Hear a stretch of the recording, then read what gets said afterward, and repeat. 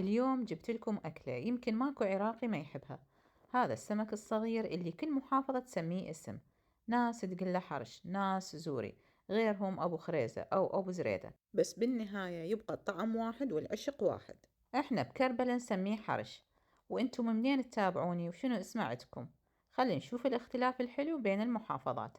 وخلونا نصلي على محمد وآل محمد ونبدأ الوصفة السهلة خطوة بخطوة. عندي هنا 3 كيلو من الحرش. أكيد راح نقشره وننظفه زين.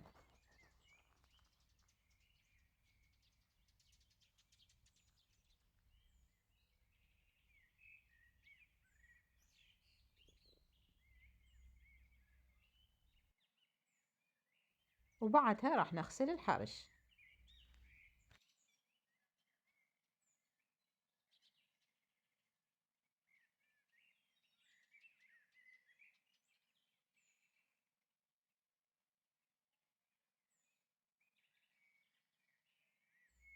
وهسه ورا ما غسلت كل الكمية راح أتبله بالملح وقليل من الكركم.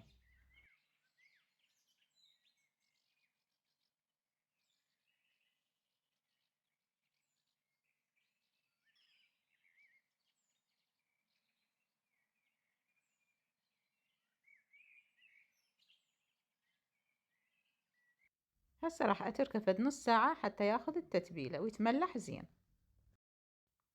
وبعدها راح أبدي أقلي الحرش.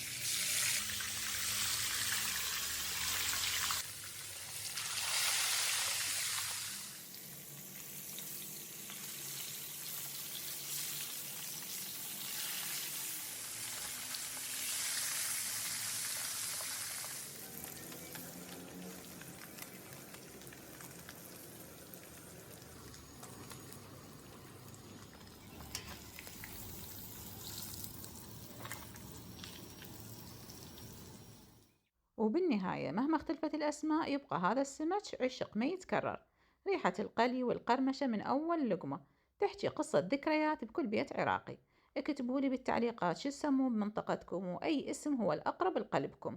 ولا تنسون تدعمون الفيديو حتى يوصل لكل عراقي يعشق هالطعم الأصيل. وبالعافية عليكم.